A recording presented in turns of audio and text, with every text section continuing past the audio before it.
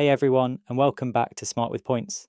I'm Jack, and today I'm coming at you with what might be the most delicious episode we've done in a while, because we're talking about the American Express Platinum Card's £400 dining credit. And yes, I promise this is relevant to your points strategy, not just an excuse for me to talk about fancy meals, though there will be some of that too. Now, before we dive into the Wagyu and Sunday roasts, I need to mention that if you've been on the fence about getting the Platinum Card from American Express, you've literally got until tomorrow night to decide.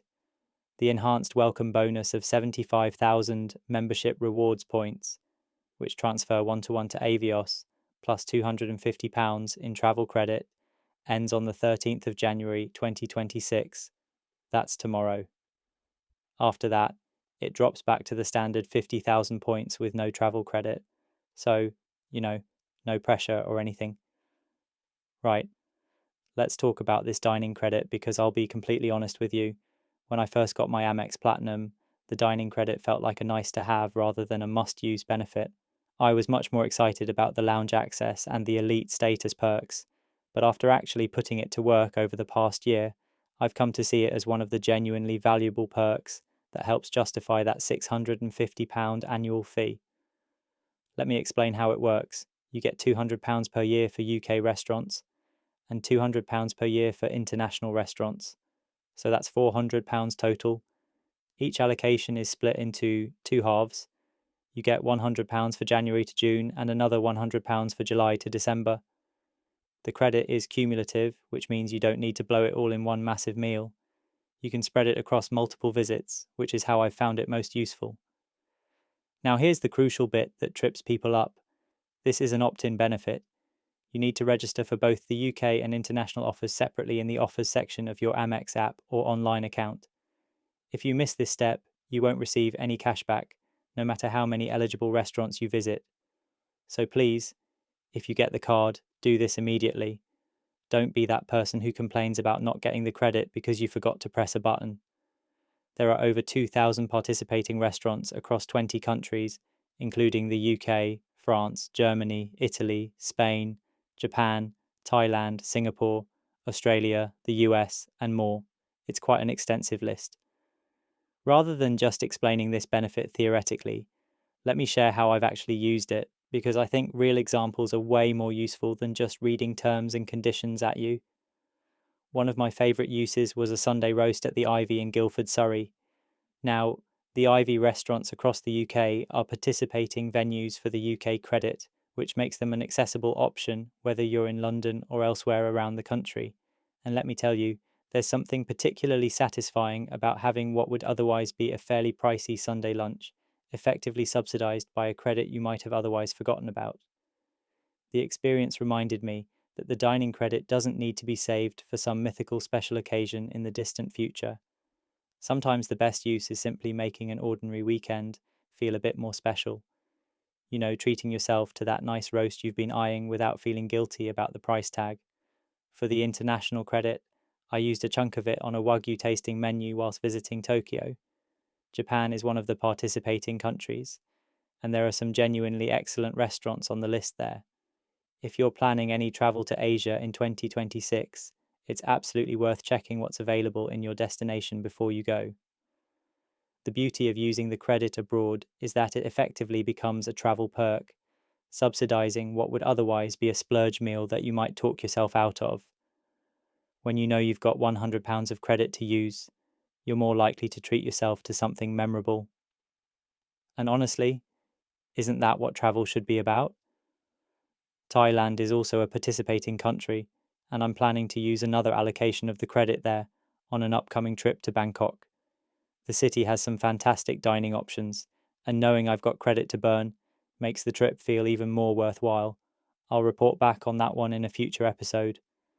So why does this matter for the card's overall value proposition? Well, the Amex Platinum has a £650 annual fee, which understandably puts many people off. It's not a small amount of money. But when you factor in £400 of dining credit that you'll genuinely use, you're effectively paying £250 for everything else the card offers. And what's everything else? You get priority pass lounge access worldwide with pre-booking credits for UK lounges. You get Hilton Gold status, which comes with complimentary breakfast and room upgrades. You get Marriott Gold status. You get Radisson Premium status. There's comprehensive travel insurance included. You get £200 per year in Amex travel credit. You get up to £400 per year in that dining credit we've been talking about. And you get access to various Amex offers throughout the year. That's before we even get to the welcome bonus, which is currently sitting at an enhanced 75,000 membership rewards points plus £250 in travel credit. Remember, those membership rewards points transfer 1-to-1 to Avios, so that's 75,000 Avios right there. Now, here's that urgency I mentioned earlier. The enhanced Amex Platinum offer ends tomorrow night. After the 13th of January 2026, the bonus drops back to the standard 50,000 points with no travel credit. That's a difference of 25,000 points and £250. Not insignificant. The Amex Gold offer also ends tomorrow, currently at 40,000 points, with the first year free. This is a great starting point if the Platinum's £650 fee feels too steep, though you won't get the dining credit perk with the Gold. So who should consider the Platinum? I'd say the card makes most sense if you travel internationally several times per year to use the lounge access and insurance. If you stay at Hilton or Marriott hotels to benefit from the complimentary elite status. If you dine out regularly at higher-end restaurants to maximize the dining credit. And if you want a substantial points boost to kickstart your 2026 travel plans. One important note: if you hold British Airways American Express cards, you can still qualify for the Platinum Welcome Bonus. It's only previous holders of membership rewards earning cards, like Platinum, Gold, or Amex Rewards, who are excluded from the Welcome Bonus. If you do decide to get the card, here are my tips for maximizing the dining credit. First, register immediately. Don't wait until you're about to dine. Add both offers, UK and international, to your card as soon as you're approved. Second, check the restaurant list before booking. Not every restaurant participates, so verify before you go. There's nothing worse than having a lovely meal and then realizing it doesn't count. Third, plan around your travels. If you're visiting a participating country, check what's available in advance. I actually keep a little note on my phone of participating restaurants in cities I'm planning to visit. Fourth, don't let it expire. The credit doesn't roll over between half years, so use it or lose it. If you're coming up to the end of June or the end of December and you haven't used your allocation, book something. And finally, remember it's cumulative. You can use the credit across multiple smaller meals rather than one big blowout. Sometimes 3 nice dinners are better than one extremely fancy one. Now, let me be clear about something. The Amex Platinum isn't for everyone. The £650 annual fee is substantial, and you need to be really honest with yourself about whether you'll actually use the benefits.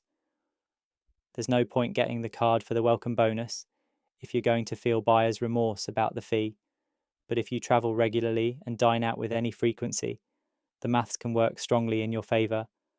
The dining credit has become one of my favourite perks precisely because it's so tangible.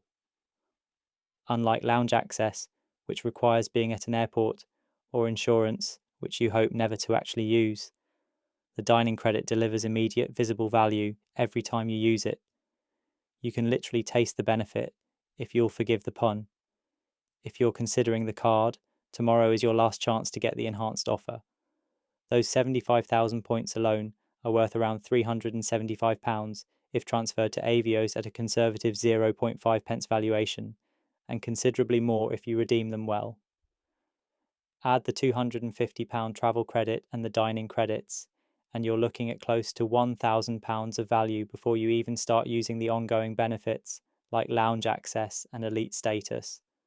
For those looking at business credit card options, the Amex Business Platinum also offers dining credit as part of its benefits package.